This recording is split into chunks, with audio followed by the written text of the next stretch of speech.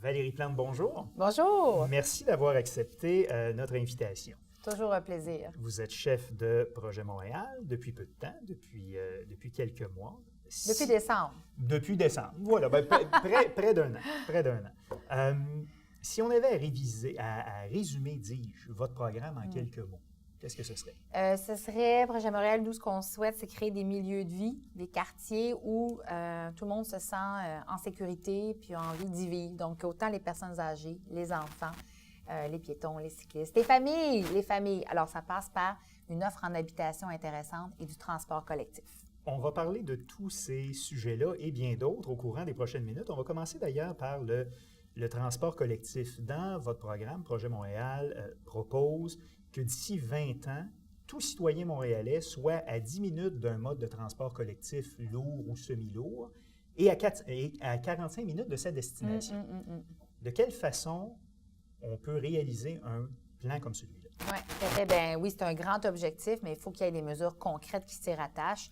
Donc, déjà, on a annoncé que le lendemain de mon élection, le 6 novembre, ma première mesure sera de mettre 300 nouveaux autobus hybrides sur les routes de Montréal, parce qu'on le sait, il y a beaucoup de lignes qui ont été coupées au cours des dernières années. Il y a des gens qui attendent longtemps en file pour prendre l'autobus. Donc, nous, on pense qu'il faut avoir une offre de transport collectif qui est forte, qui est importante partout à travers la ville, même dans des endroits où il y a moins de gens, parce qu'on sait que plus il va y avoir de services, plus les gens vont avoir envie de l'utiliser. Donc, des autobus très clairs, très simples à mettre en place. Puis en même temps, nous, on parle d'une ligne de métro, une nouvelle ligne qu'on voudrait instaurer. On l'appelle la ligne rose, qui partirait de Montréal-Nord pour se rendre au centre-ville, pour désengorger la ligne orange, parce que ceux qui utilisent le métro en ce moment savent à quel point la ligne orange et la station Berry-UQAM est à pleine capacité. Donc, il faut désengorger. Donc, autant de moyens pour que rapidement, en 10 minutes, on se rende à une ligne de métro ou à une ligne d'autobus à haute fréquence, si je peux dire. Puis après ça, 45 minutes pour se rendre jusqu'à destination. On reviendra un peu plus tard sur le projet de ligne rose, mais autant, l'achat de nouveaux autobus, des choses comme ça, ça peut prendre quand même un certain temps de recevoir ces autobus-là. De quelle façon, concrètement, en peu de temps après votre élection, on va voir une amélioration du transport collectif à Montréal? Oui, bien, premièrement, c'est qu'on va réinvestir l'argent qu'on a enlevé. Là, il y a 3 ans, on a enlevé 25. L'administration, là, mon adversaire a coupé 25 millions dans le budget de développement de la STM. C'est pas rien, ça. Ça, c'est un choix politique et on en paie encore le prix. On est en mode rattrapage. On n'a pas assez d'autobus sur nos routes et on est déjà très loin de ce qui avait été établi, là, la cible pour 2020, même que l'administration dit, bien, ça sera une cible qu'on va atteindre en 2025. Nous, on dit, hey, wow, minute, là, le transport collectif, c'est une priorité. Moi, je vais être vraiment la mairesse qui va mettre le transport collectif au centre de ces actions. Et d'ailleurs, j'en profite pour dire que pour que les gens utilisent le transport collectif, il faut aussi que ça soit abordable. Et nous, ce qu'on propose, c'est la gratuité pour les personnes aînées et pour les jeunes. On va donner les détails bientôt. Mais ça, c'est une mesure qui est importante, entre autres pour nos aînés. On a une population vieillissante à Montréal. On veut qu'ils puissent utiliser le transport collectif. Il sera gratuit. Il y a certainement un besoin pour avoir un mode de transport collectif, disons, plus lourd vers l'est de la ville, notamment à Montréal-Nord, qui n'est pas desservi, dans le fond, à part par le train de banlieue. Sauf qu'autant ça, le projet de la ligne rose, le prolongement de la ligne bleue que vous proposez dans votre programme, que la gratuité du transport, ça coûte de l'argent. Où on trouve l'argent pour financer tout ça? Alors, c'est une très bonne question, puis il faut voir qu'il y a des choix qui se font au fil des années. Dans les 2 dernières années, premièrement, nous, à la Ville de Montréal, on a eu des surplus d'à peu près 150 millions à 200 millions. C'est beaucoup d'argent. Et regardez les choix qui ont été faits dans les dernières années. Qu'on parle de la Formule 1, là, je vous donne des petites sommes ici et là, mais je pense pour montrer la direction. La Formule 1, c'est près de 30 millions de dollars de l'argent des Montréalais qui est utilisé. Le 375e, 1 milliard de dollars. Imaginez si on avait pris cet argent-là pour l'investir dans notre transport collectif, on aurait pu en faire des choses. Donc, je peux vous donner plein d'exemples comme ça, des choix qui, pour moi, sont intéressants. Mais moi, ce qui m'intéresse, c'est vraiment de trouver des solutions concrètes au quotidien des Montréalais, Montréalaises. Moi, le bling-bling, là, je vais laisser ça à mon adversaire. Moi, ce qui m'intéresse, problème, solution concrète, problème concret. Puis s'il y a une chose qui est un problème à Montréal, c'est la mobilité, puis naviguer à travers les cônes oranges, puis les chantiers de construction. Les gens n'en peuvent plus. On parlera justement des chantiers de construction tantôt. Je veux qu'on continue du côté du transport. J'aime ça, le transport. Parce que ça fait partie vraiment du cœur de votre programme. C'est ce qu'on constate en le lisant, dis-je. Réseau cyclable. Est-ce que la Ville de Montréal doit en faire plus de ce côté-là? Est-ce qu'on doit augmenter le nombre de pistes cyclables? Est-ce qu'on doit améliorer la sécurité autant des cyclistes que des piétons?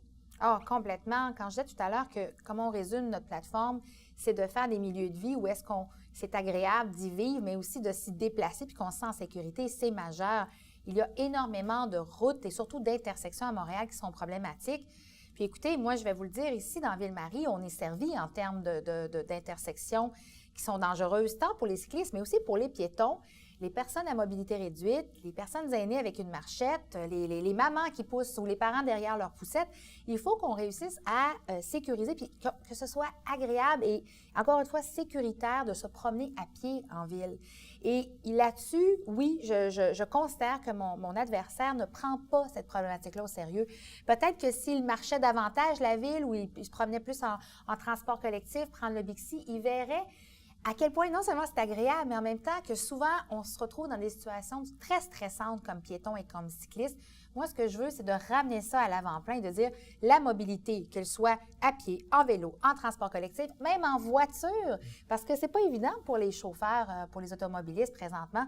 Souvent, ils ne savent plus trop donner de la tête. On a la responsabilité comme ville de faire des aménagements qui sont sécuritaires pour tout le monde et même les automobilistes vont en profiter. Justement, les automobilistes ont, subi un peu au courant des dernières années la multiplication des chantiers sur l'île de Montréal. Vous proposez dans votre programme un de vos slogans, c'est de dire justement moins de congestion, plus de planification, quelque chose comme ça. Ça ressemble à ça.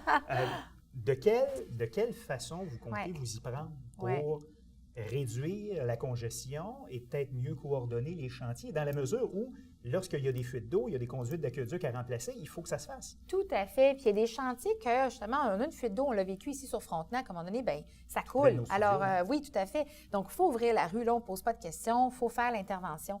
Mais ce qu'on se rend compte, c'est que souvent, il y a un manque de communication entre les différents travaux.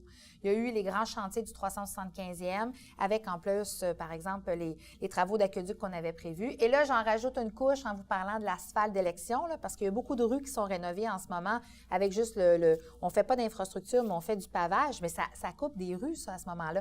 Il y a un manque de communication, entre autres avec les citoyens, mais de coordination. Donc, les gens je trouve que les Montréalais sont très résilients. En général, ils disent, bien, il faut les faire, les travaux. Mais quand, à un moment donné, tu vas dans une rue, puis finalement, on dit d'aller à droite, tu vas à droite, il y a un chantier, on dit d'aller à gauche, je veux dire, ça manque de coordination et c'est ça qu'on veut remettre en question. Je veux qu'on revienne très rapidement sur ce que vous avez qualifié de pavage d'élection. Il y a eu, entre autres, dans Hochelaga-Maisonneuve, un pavage, disons, de surface qui a été fait sur certaines artères. L'administration de l'arrondissement se défend en disant que c'est une façon de prolonger la durée de vie de l'asphalte de ces rues-là pour pouvoir faire des travaux un peu plus tard.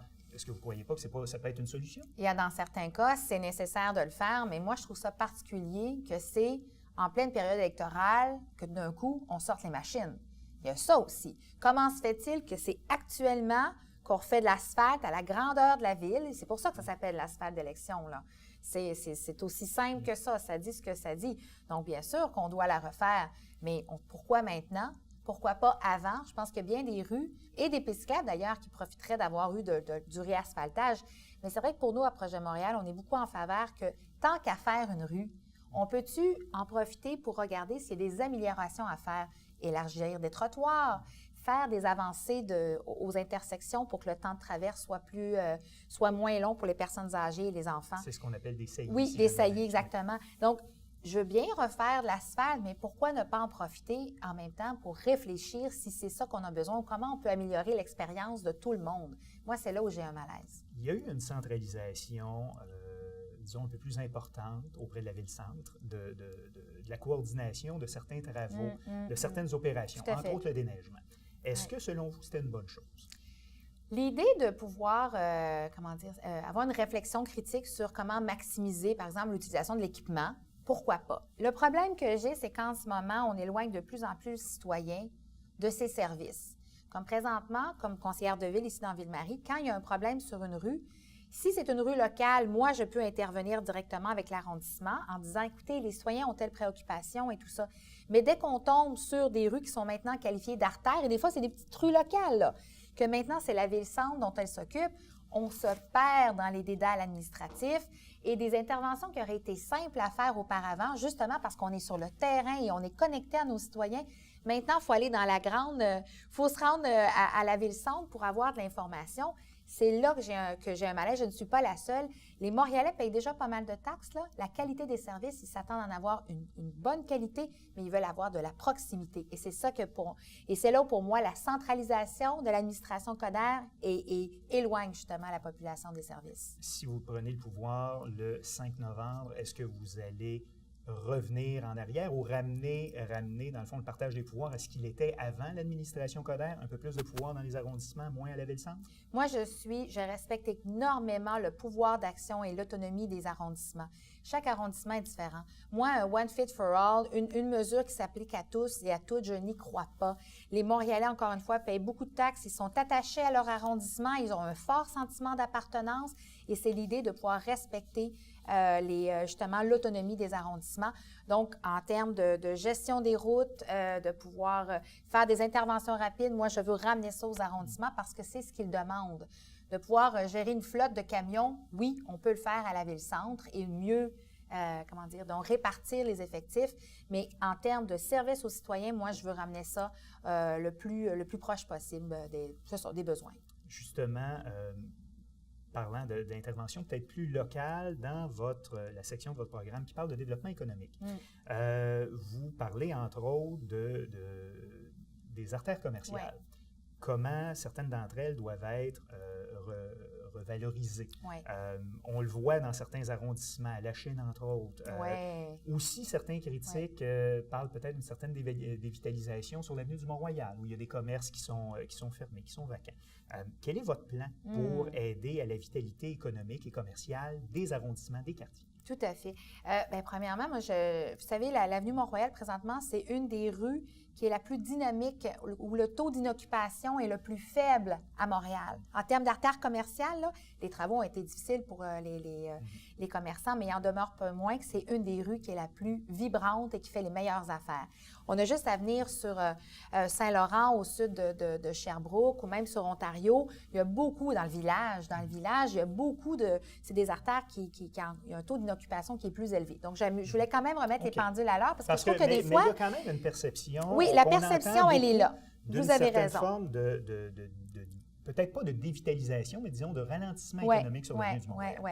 Mais je vais être super honnête avec vous, c'est une perception. Parce que, encore une fois, quand on regarde les chiffres, l'avenue du Mont-Royal, même l'avenue Laurier, encore une fois, va très, très bien par rapport à d'autres artères. Vous parlez de la Chine, on peut en parler. Notre-Dame a besoin d'amour, elle a besoin d'être revitalisée.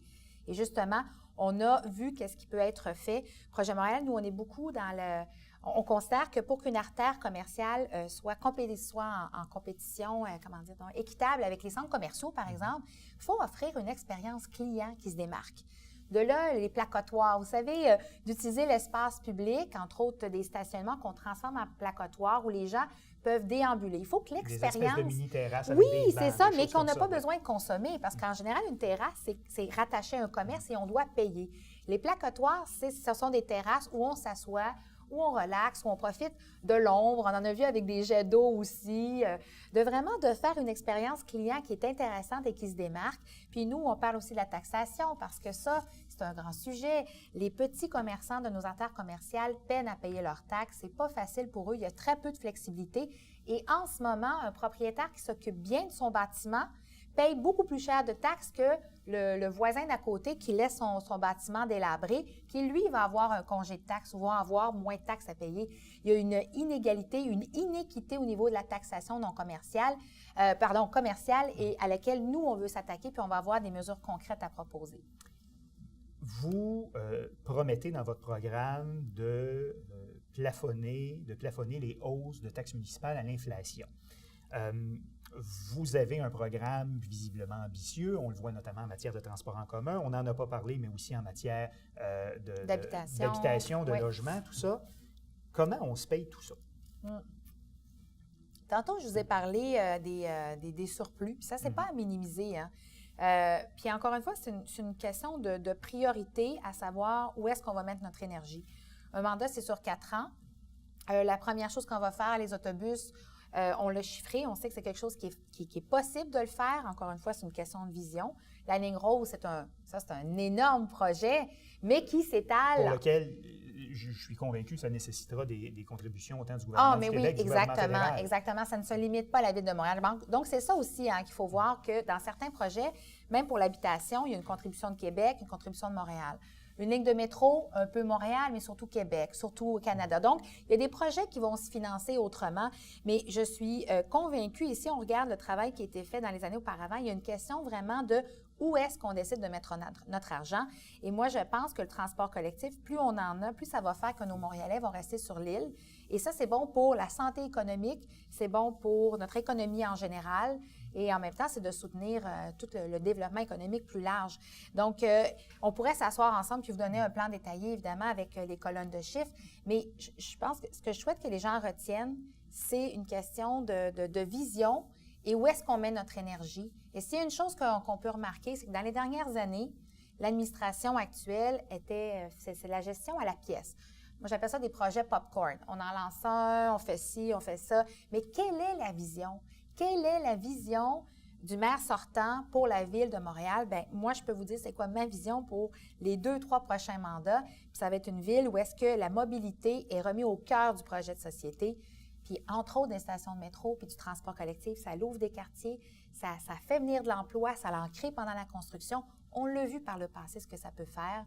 Puis, il est temps qu'on ait du transport collectif, là, du transport lourd, comme vous disiez. Ça fait 25 ans qu'on n'a pas eu d'investissement majeur.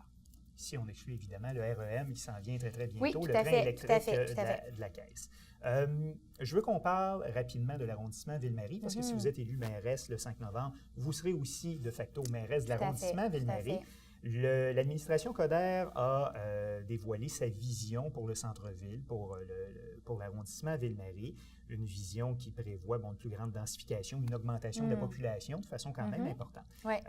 Quelles sont vos propositions par rapport au centre-ville? Écoutez, nous, c'est sûr qu'on sait que le centre-ville, surtout le centre-sud où on est, là, va beaucoup se développer dans les prochaines années parce qu'il y a le site de la Molson qu'on se demande ce qui va se passer, mais sur possiblement le bord du fleuve Saint-Laurent. Exactement, Radio-Canada également. Donc, il y a des grands sites qui sont voués à se transformer et devenir des petits quartiers dans un grand quartier. Alors, pour moi, je regarde ça de très près. L'accès aux berges est important. Mais moi, je vais vous savez, la stratégie du centre-ville a été dévoilée juste un peu avant la campagne électorale. Est-ce un hasard? Je ne crois pas. Mais moi, je vais attirer votre attention sur le fait que si on veut faire venir 50 000 nouveaux résidents, ce qui est quand même énorme, dont beaucoup de familles, c'est le souhait de la stratégie du centre-ville. Moi, ce qui me préoccupe, c'est de savoir qu'est-ce qu'on offre à nos familles déjà ici, ou où est-ce qu'on doit pallier pour s'assurer qu'ils vont rester nos familles et qu'on est capable d'en accueillir d'autres. Je pense aux écoles. Il nous manque d'écoles. Je pense à la sécurité autour de nos écoles. Vous savez que dans l'arrondissement, ici, au cours des 4 dernières années, il n'y a aucune sécurisation sérieuse qui a été faite malgré les demandes constantes des familles. Donc, moi, à un moment donné, ce que je dis, c'est bien beau une stratégie du centre-ville pour faire venir du monde, mais qu'est-ce qu'on fait pour notre monde déjà et comment est-ce qu'on va attirer des nouvelles familles si on n'est pas capable de leur assurer un cadre de vie qui est agréable et sécuritaire? Et il y a plusieurs enjeux sociaux au centre-ville et dans l'arrondissement Ville-Marie. On parle évidemment d'itinérance, des problèmes de consommation de drogue. On l'a vu entre autres avec le fentanyl, bien que ce n'est pas que Ville-Marie qui est touché par ce fléau-là. Il y a eu dans le village, au courant des dernières années, des attaques, des violences auprès de membres de la communauté LGBT, un certain embourgeoisement aussi. Comment comptez-vous vous attaquer à ces enjeux sociaux-là? Bien, là, il y en a plusieurs, évidemment. Donc, c'est une panoplie de mesures. Mais pour moi, la clé du succès, c'est de créer des milieux de vie où est-ce qu'on préserve la mixité. Par exemple, vous parliez de l'embourgeoisement. C'est quelque chose qui plane tout le temps. Quand un quartier, surtout comme le nôtre, si près du centre-ville, 2 stations de métro, on est rendu. On a un cadre de vie qui est intéressant. Donc, c'est qu'est-ce qu'on doit faire pour le préserver, cette mixité-là? C'est qu'il y a un grand enjeu du centre-sud. Donc, pour nous, à Projet Montréal, on va s'assurer de pouvoir s'investir dans la création d'habitations pour qu'on ne fait pas... Parce que pour l'instant, tout ce qu'on fait, là, c'est du condo, essentiellement. On fait très peu d'habitations abordables et de logements sociaux. Et pour ça, ça prend, selon vous, quelque chose qui est coercitif de la part de la Ville, des règlements qui forcent les promoteurs à dédier des logements à des familles ou à financer la construction de logements modiques? Donc, deux choses. La première, oui, effectivement, qu'on force les promoteurs à créer du logement famille. Ça, c'est important. Le logement famille, c'est 3 chambres et plus. Ça, c'en est un, puis ça rentre maintenant dans le statut de métropole. On va avoir ce pouvoir-là, qu'avant, il fallait toujours entrer en négociation. Mais l'autre élément, c'est des réserves foncières. Comment on s'assure que la Ville de Montréal puisse acheter des terrains? Présentement, on a une petite réserve de rien pour des réserves foncières, mais que ce soit à Ville-Marie ou ailleurs, pour pouvoir développer des grands ensembles urbains, puis travailler avec des partenaires pour justement dire, maintenant parce que souvent le plus cher, c'est le terrain, la décontamination. Et on le voit entre autres dans les enjeux de construction de nouvelles écoles. Exactement. Oui, exactement. Donc, nous, on veut faire partie prenante de ce travail, de dire, achetons des terrains. On a la capacité de le faire. Ça vient de Montréal. On n'a pas besoin d'attendre Québec puis Ottawa. Mais après ça, faire des montages avec différents partenaires et privés et abordables et sociaux pour pouvoir faire des projets structurants où il va y avoir de la mixité.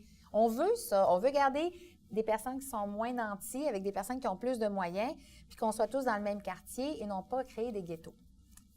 Il nous reste qu'à peu près 1 minute. Question en rafale. On y va. Question courte, réponse rapide autant que possible. OK. On y va. Est-ce que c'est aux villes à gérer les installations scolaires, les équipements scolaires? Est-ce que ça devrait être rapatrié ou on laisse ça à la gestion des commissions scolaires? Moi, je veux un meilleur partenariat, une beaucoup plus grande collaboration parce qu'il y a beaucoup d'effectifs ou de ressources qui sont mal utilisées. Donc, moi, je suis plutôt pour un partenariat avec les commissions scolaires. Pour ou contre le Stop Idaho pour les cyclistes? Le rolling stop, là. Voilà. Pour. Oui. Hey, c'était cool, ça! Hein? Ça, voilà. Je suis une cycliste. Ça vous laissera un petit peu plus de temps pour les autres. Projet immobilier à Pierrefonds-Ouest. Ah, absolument contre. Dans la forme actuelle, c'est contre. On va détruire nos derniers espaces verts. Puis en plus, ça se peut que ce soit des terrains qui sont inondables. On vient de vivre des inondations. On ne va pas recréer un autre problème. La réglementation sur les pitbulls et les chiens dangereux, on la conserve ou on l'enlève? On la modifie. Pas question de cibler un type de chien en particulier parce qu'on a vu que ça ne fonctionne pas. Il faut avoir une approche globale sur les bons comportements des propriétaires envers leurs chiens. Le départ appréhendé d'Uber de Montréal, on s'en réjouit ou on est triste? Ah ben moi, ce que je veux, c'est qu'il y ait les mêmes règles pour tout le monde. Pas question d'avoir d'inéquité au niveau des règles, tant de fonctionnement, de formation et de taxation. Donc, le message est clair à Uber, ils doivent suivre les règles. Alors, on les invite à faire preuve de flexibilité. Est-ce qu'on interdit ou non la location à court terme de type Airbnb? Grand enjeu, surtout dans le centre-ville, il faut avoir beaucoup plus de mesures coercitives et pour l'instant, c'est un flou et c'est destructeur pour notre milieu d'habitation. Donc, moi, je veux donner plus de dents à nos inspecteurs, entre autres en arrondissement, qui ne savent absolument pas quoi faire avec ça. Devrait-on rapatrier la gestion du Vieux-Port du fédéral à la Ville? Bien, ça serait idéalement, oui, mais étant donné que ça ne va pas se faire parce qu'ils sont très attachés au Vieux-Port, bien, il faut qu'on trouve des façons de travailler ensemble. Moi, je suis beaucoup pour la collaboration. Au-delà de... Je ne suis pas obligée de prendre tous les pouvoirs du moment qu'on arrive à trouver des terrains d'entente. Le retour des expos à Montréal? Retour d'une équipe, mais pas pour utiliser l'argent des Montréalais, pas avec nos taxes pour payer un nouveau stade. Est-ce que le maire de l'arrondissement Ville-Marie devrait être élu au suffrage universel? Il devrait être choisi. Et ça, d'ailleurs, donc, c'est-à-dire qu'on devrait, nous, les citoyens de Ville-Marie, choisir notre maire. Et même en devenant la prochaine mairesse, je vais aller à Québec pour négocier que ce déficit démocratique qu'il tombe. Et j'aimerais rappeler que le maire actuel qui est allé négocier n'a rien fait sur la gouvernance de Ville-Marie. Il accepte les règles telles qu'elles sont. Il y a un déficit démocratique à Ville-Marie, ça va faire. Est-ce qu'on doit conserver le droit au référendum pour les citoyens lorsqu'il y a des règlements d'emprunt ou de zonage? Absolument. C'est notre seul outil légal de se mobiliser et de se prononcer plus qu'une fois aux 4 ans. La Formule E, on roule ou on arrête? On roule au circuit Gilles-Villeneuve, pas au centre-ville. Le 375e, un succès? Qui a coûté cher? Trop cher, trop cher. Est-ce qu'on a toujours confiance dans le SPVM? Oui, tout à fait, mais il doit être modernisé et s'adapter aux nouvelles réalités, dont la question du profilage racial et social. Est-ce que vous croyez que vous serez élu mairesse de Montréal le 5 novembre? Absolument. Valérie Plante. Je travaille, en tout cas. Valérie Plante, merci d'avoir été avec nous. Bonne fin de campagne. Merci beaucoup.